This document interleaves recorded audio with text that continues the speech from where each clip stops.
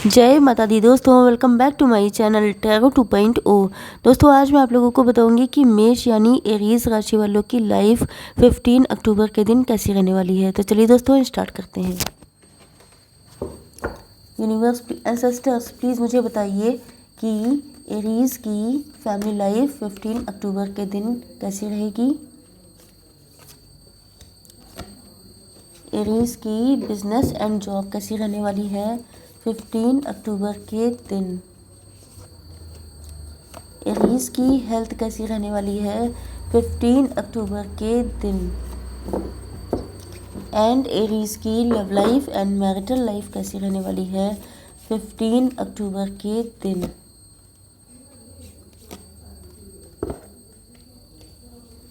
Okay देखिए, bottom of the deck आ चुका है चैरियट का कार्ड।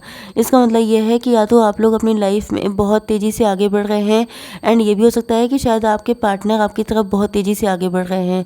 ऐसा लगता है कि जैसे या तो आप अनस्टॉपेबल हो सकते हैं, मतलब आप लोग बहुत ज़िद्दी हो सकते हैं, बहुत टैलेंटेड हो सकते हैं, बहुत ज़्यादा गोल ओरिएंटेड हो सकते हैं, या ये आपके पार्टनर हो सकते हैं। तो चाहे बिजनेस में, जॉब में, या love life, marital life, health, किसी भी एरिया में आप लोग बहुत तेज़ी से आगे बढ़ रहे हैं एंड आपके पार्टनर भी हो सकते हैं।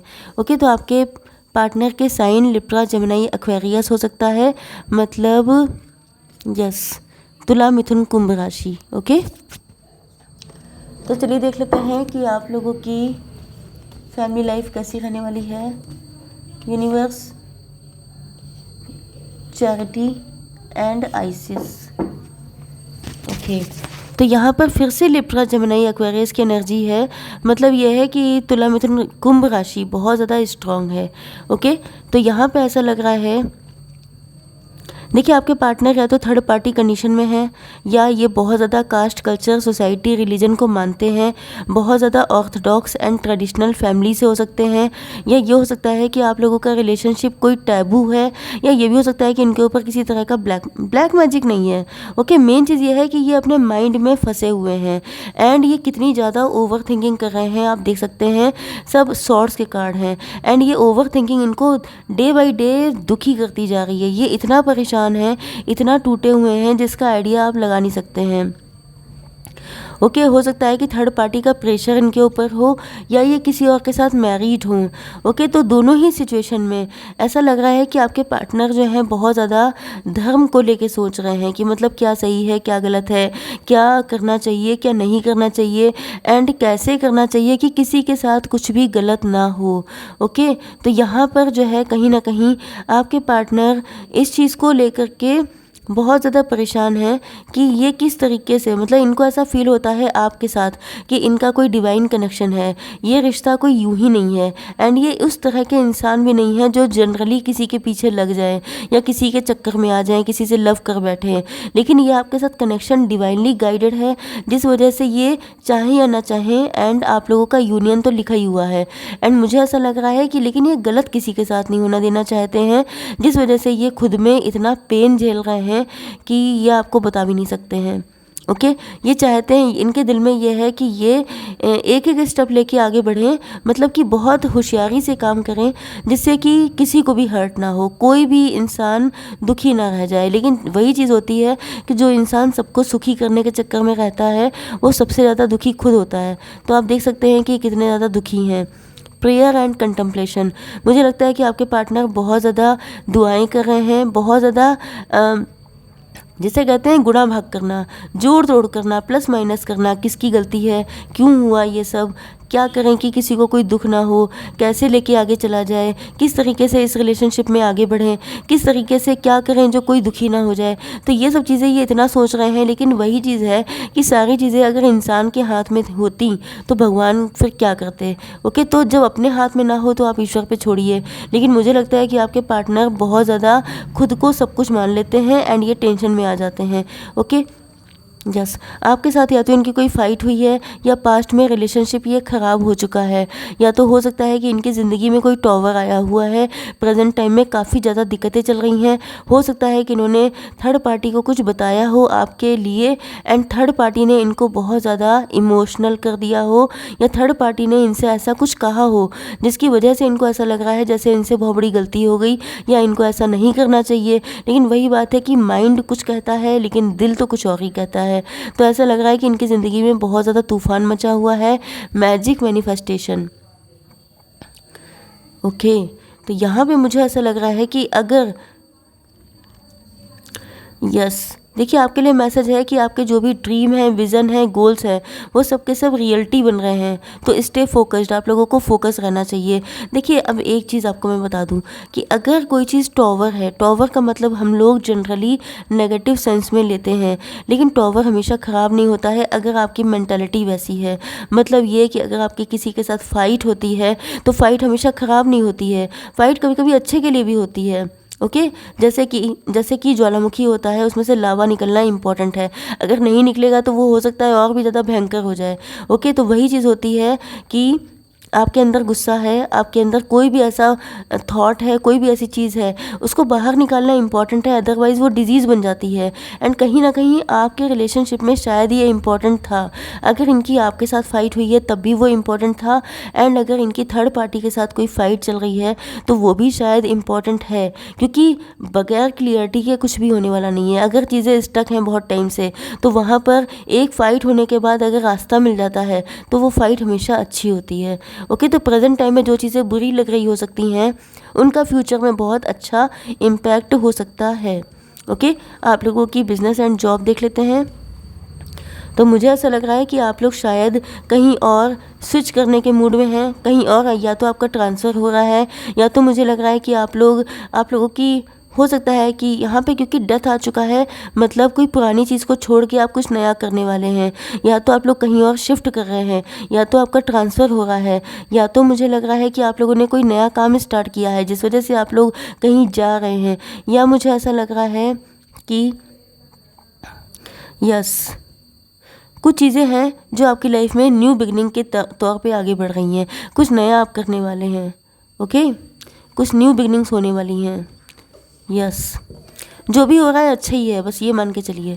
ओके, आपकी हेल्थ को लेके मैं देखूं तो यहाँ पे आप लोग, हो सकता है कि आप लोग टैरो रीडर्स हों, हो सकता है कि आप लोग बहुत इंट्यूटिव या साइकिक हों, हो सकता है कि आप लोग बहुत ज़्यादा बाई द बुक चलने वाले पर्सन हों।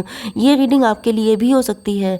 हो सकता है कि आप बहुत ज़्यादा ट्रेडिशनल, बहुत ज़्यादा बाई द बुक चलने वाले, सही सही चीज़ें करने वाले, लेकिन वही चीज़ है कि आप चाहें जितना सही सही कर लें, जो ईश्वर की मर्ज़ी होती है वही होता है।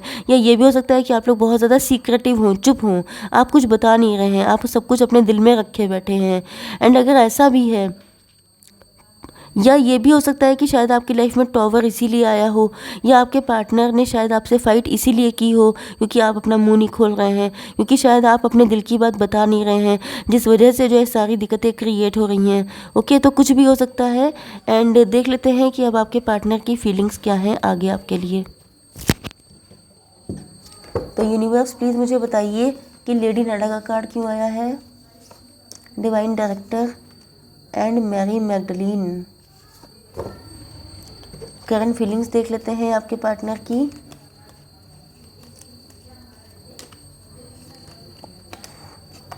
चलिए जी, ये कार्ड आए, मैं चाहती थी अपने आप ही आ जाएं कार्ड। ओके, यस, तो यहाँ पर हर्ट अवेकनिंग का कार्ड आया है। कहीं ना कहीं आपके पार्टनर चाहते हैं कि आप अपना हर्ट चक्रा ओपन करें, क्योंकि हो सकता है, मैंने आपको बताया था कि आप लोग शायद कुछ बोल नहीं रहे हैं, आपके दिल में बहुत कुछ दबा हुआ है, लेकिन सही गलत के चक्कर में आप लोग जो है कोई डिसीज़न नहीं ले रहे हैं। शायद आप लोगों को लगता है कि ये रिलेशनशिप सही नहीं है, स्पेशली अगर आपके पार्टनर मैरिड हैं, या हो सकता है शायद आप मैरिड हों। ओके, तो यहाँ पर मैं किसी को सही गलत नहीं बोल रही हूँ, ना किसी को जज कर रही हूँ। मेन चीज़ ये है कि मैं सिर्फ कार्ड की रीडिंग कर रही हूँ। ओके, तो प्लीज़ आप लोग कोई ऐसा कमेंट मत कीजिएगा, बट मुझे ऐसा लग रहा है कि आपके पार्टनर चाहते हैं कि आप लोग अपने दिल को खोलें, मतलब आपके दिल में क्या है वो चीज़ आप एक्सप्रेस करें, क्योंकि आपके पार्टनर अपनी ज़िंदगी में मतलब खुद बहुत सारी चीज़ों से सफ़र कर रहे हो सकते हैं, एंड ये चाहते हैं कि आपका साथ इनको मिले, आपके दिल में क्या है आप बताएं, लेकिन शायद आप लोग अपने दिल में दबाए बैठे हैं। ओके, तो यहाँ पर आपके लिए गाइडेंस ये है कि आप लोग डिवाइन लव को एक्सेप्ट कीजिए, okay, give and take equal कीजिए। अगर आपके पार्टनर सारे स्टेप खुद लिए जा रहे हैं एंड आप लोग सिर्फ बैठे हुए हैं, तो आपसे कहा जा रहा है कि आप लोगों को भी एफर्ट करना है, क्योंकि ताली एक हाथ से नहीं बजती है। अगर आप लोग अपनी ज़िंदगी में खुशियों की तालियां बजाना चाहते हैं, बहुत ही सड़ियल एग्जाम्पल है, बट यस, मेन चीज़ यह है सेलिब्रेशन करना चाहते हैं, इंजॉय करना चाहते हैं, खुश रहना चाहते हैं, तो आप लोगों को साथ देना पड़ेगा। अकेले बैठे बैठे कुछ नहीं होने वाला। एंड यस, आपके पार्टनर आपके लिए, मतलब इनके लिए आपको यूनियन में लेके आना जग जीतने जैसा है, कि जैसे ही दुनिया पे जीत इनको हासिल हो जाएगी। ओके, ये आपके लिए आगे बढ़ने को तैयार हैं। आपके लिए ये बहुत, मतलब उनके लिए ये बहुत हैप्पी मोमेंट होगा जब आप अपने दिल को खोलेंगे, जब आप कुछ बोलेंगे। ओके, बाकी सारी चीज़ें ये कर लेंगे। एंड मुझे लगता है कि ये आपके साथ कहीं पे बात करने के लिए जाएंगे, क्योंकि इनको लग रहा है कि आप इतनी आसानी से बोलने वाले नहीं हैं।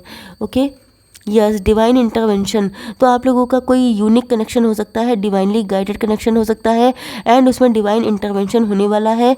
या जब डिवाइन इंटरवेंशन होगा तभी आप लोगों का यूनियन होगा।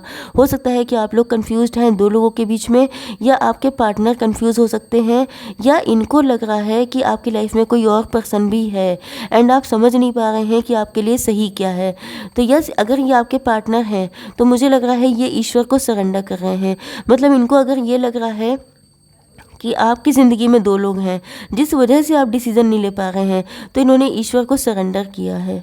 ओके, ये मतलब सोच के बैठे हैं कि फिर तो ईश्वर की जो मर्जी होगी वही होगा।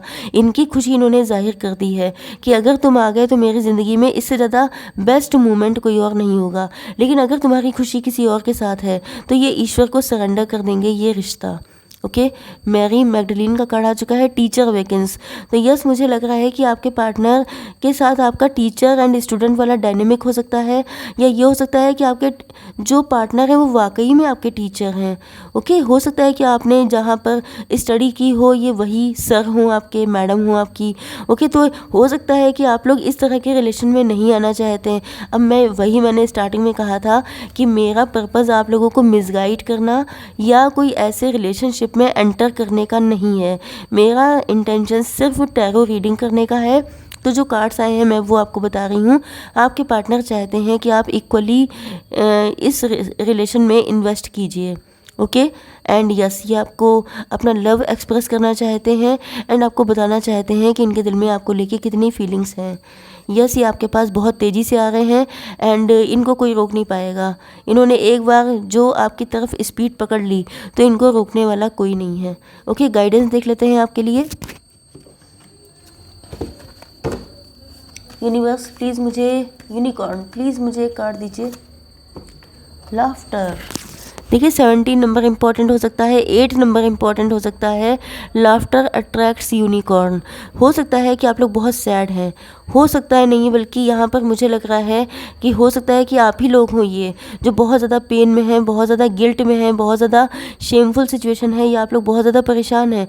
तो यहाँ पर आपसे कहा जा रहा है कि खुश रहिए, हंसिए, हंसने की कोशिश कीजिए। ओके, देखिए हमेशा इंसान दिल से खुश नहीं होता है, कई बार उसे खुश होना पड़ता है क्योंकि उसके पास कोई ऑप्शन नहीं होता है। तो यहाँ पर आपसे कहा जा रहा है कि अगर आप लोग खुश होंगे तो आपकी सोल आपको, मतलब जो देखिए दुखी होने से क्या होता है, नेगेटिव एनर्जी क्रिएट होती है, आपका माइंड और भी ज़्यादा फॉगी हो जाता है। लेकिन अगर आप लोग खुश होते हैं तो आप लोग हाई वाइब्रेशन में होते हैं एंड आपका दिल आपको अच्छे अच्छे आंसर देता है, सही आंसर देता है।